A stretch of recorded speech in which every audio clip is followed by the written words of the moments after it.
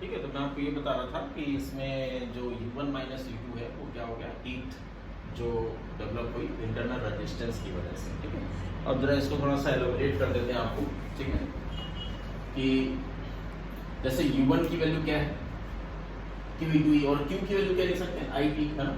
तो यहाँ पर देखिए U1 की वैल्यू लिखें, देखिए U1 माइनस U2 हीट के बराबर है ना।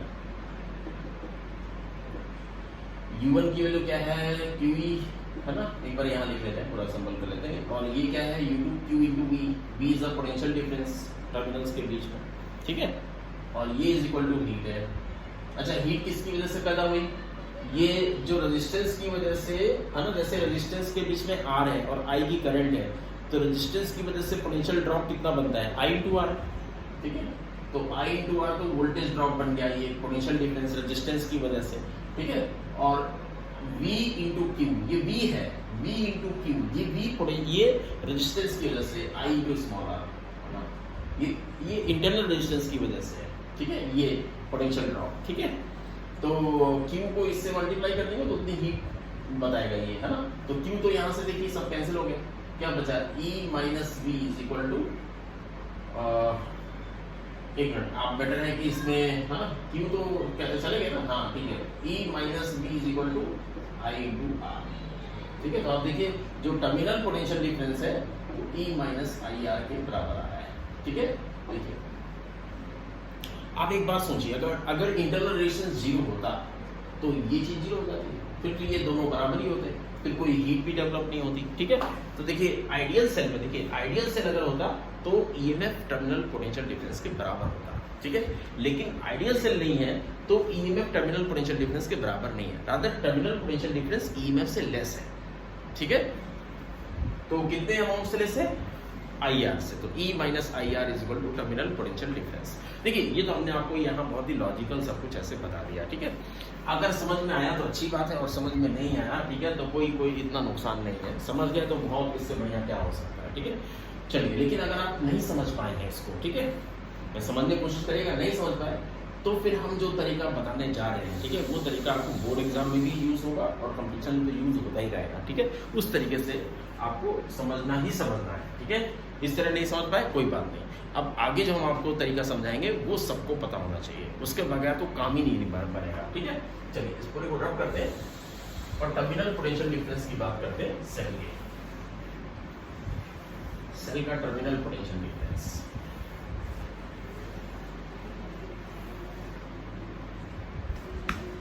ठीक है, terminal potential difference of cell medically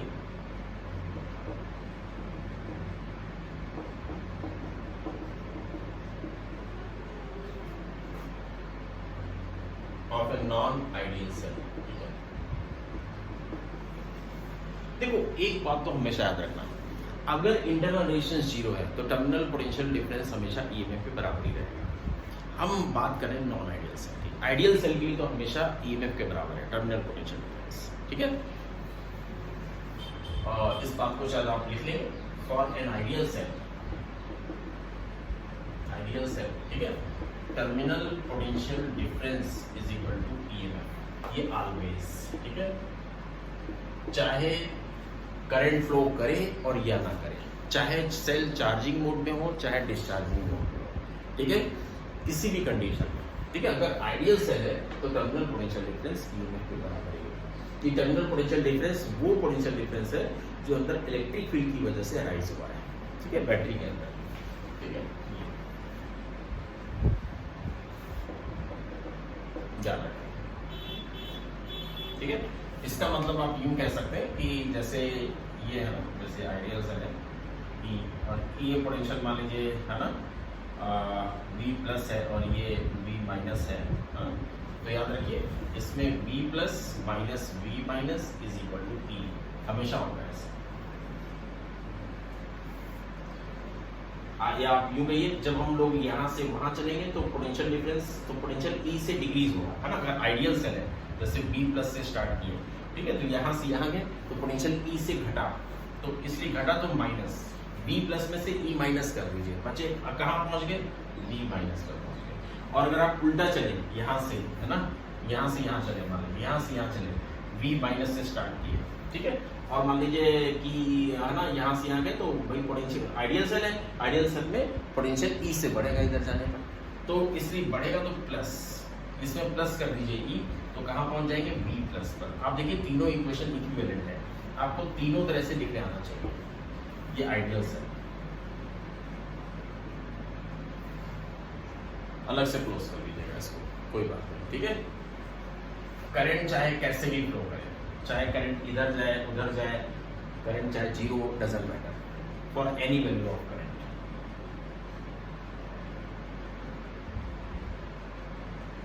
यहां लिख देते हैं फॉर एनी करंट, ठीक है, इन आइदर डायरेक्शन।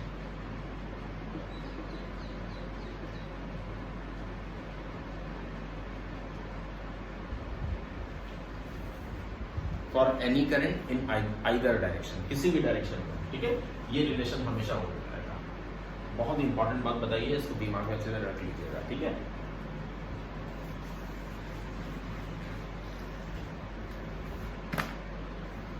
चलिए टर्मिनल पोटेंशियल डिफरेंस की बात करते हैं। जैसे हमने बताया नॉन आइडियल सेल को आप ऐसे रिप्रेजेंट कर सकते हैं, इस तरह से, इस तरह से आप शो कर सकते हैं नॉन आइडियल सेल।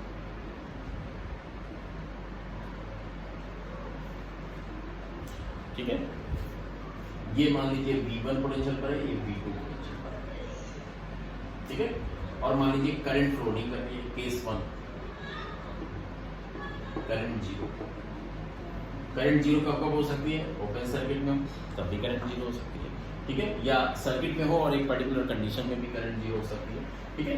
तो है ना, करंट जीरो अगर है तो ऐसे केस में क्या होगा, आप कहीं से भी चलिए, जैसे अगर हम V1 से स्टार्ट करें, ठीक है, V1 से स्टार्ट किए तो V1 से इधर गए तो देखिए पोटेंशियल E से घटा। देखिए एक बात याद रखिए, ये जो नॉन आइडियल सेल है इसको हमने कैसे कंसीडर किया, as a combination of an ideal cell and plus internal resistance in series में इंटरनल रेजिस्टेंस, ठीक है। ये चाहे आप इधर लगाइए चाहे इधर लगाइए, एक ही बात है, ठीक है। तो non ideal cell is considered as a combination of an ideal cell and plus its internal resistance in series, ठीक है।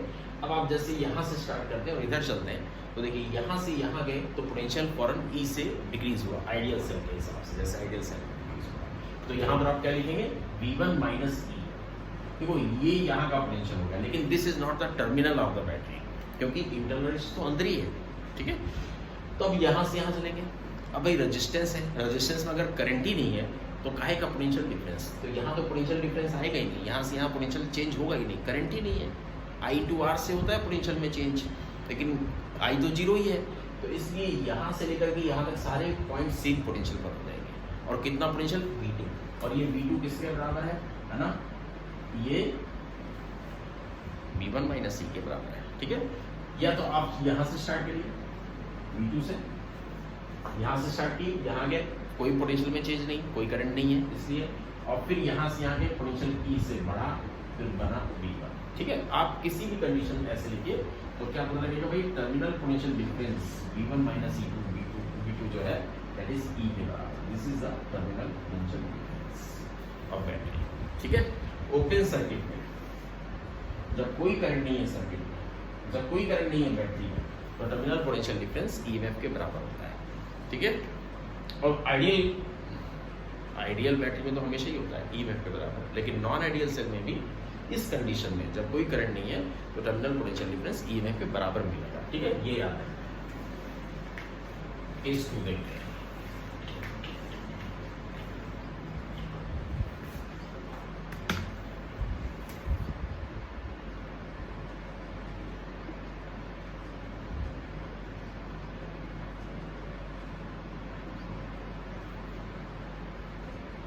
जैसे मान लीजिए करंट ऐसे फ्लो कर, ठीक है,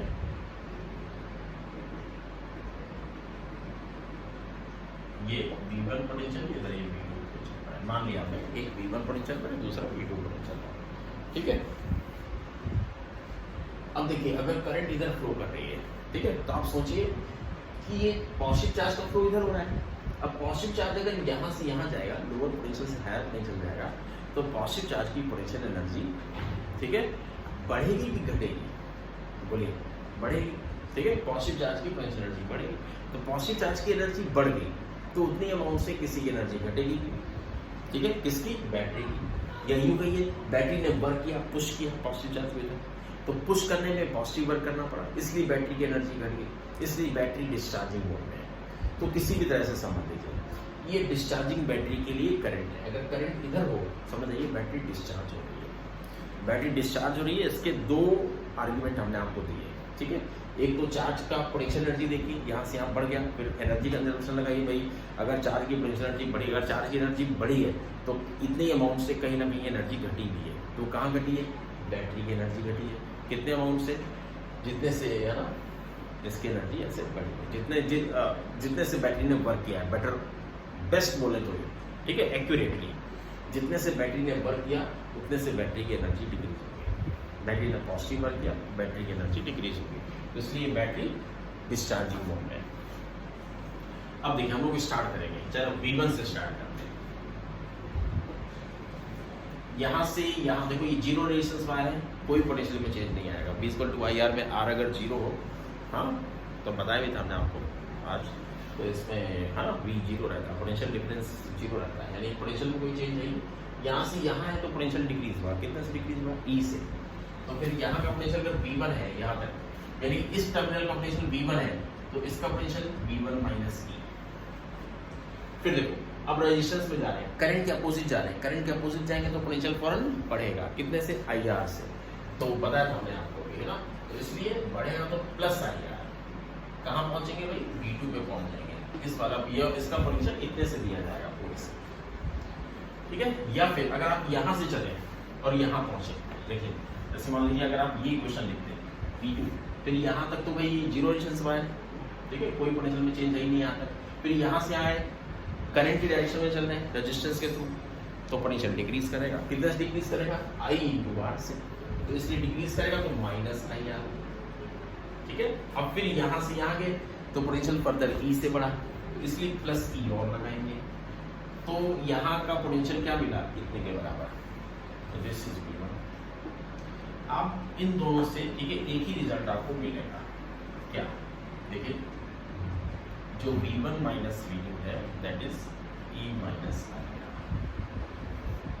देखिए यही है टर्मिनल पोटेंशियल डिफरेंस, यही हमने आपको अभी समझाया था इसके पहले, ठीक है, रब कर दिया, इसके पहले यही समझाया था आपने, वो नहीं समझाया तो ये तो समझना ही पड़ेगा आपको, ठीक है। तो है ना, terminal potential difference discharging mode में EMF से कम रहता है, कितना रहता है? E minus IR। ये लर्न करना है, रखना है इसको, इन डिस्चार्जिंग मोड, ठीक है, इन डिस्चार्जिंग मोड। ये केस नंबर 2 है, केस नंबर 2 इन डिस्चार्जिंग मोड या डिस्चार्जिंग बैटरी, ठीक है।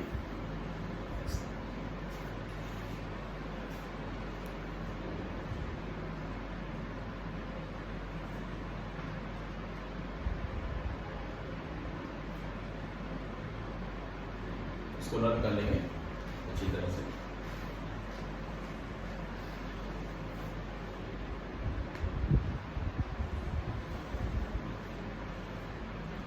चार्जिंग मोड वाला आप हमें करके दिखाएंगे, ठीक है, केस नंबर 3, ठीक है, ये आपका होमवर्क है, ठीक है, ये मुझे आप, ठीक है, व्हाट्सअप करेंगे, ठीक है। चार्जिंग मोड में क्या टर्मिनल पोटेंशियल डिफरेंस बनेगा, है ना, E और ये R और करंट ऐसे फ्लो कर लिए, ये चार्जिंग मोड है, इन चार्जिंग मोड, ठीक है। टर्मिनल पोटेंशियल डिफरेंस, ये दो टर्मिनल है, एक पोटेंशियल V1 है, एक का पोटेंशियल V2 है, और आपको टर्मिनल पोटेंशियल डिफरेंस निकालना है इन दोनों मेथड से, है ना। निकाल करके मुझे बताना है टर्मिनल पोटेंशियल डिफरेंस कितना आ रहा है, ठीक है। नेक्स्ट टर्म पे इसको हम डिस्कस करेंगे आगे, ठीक है। चलिए।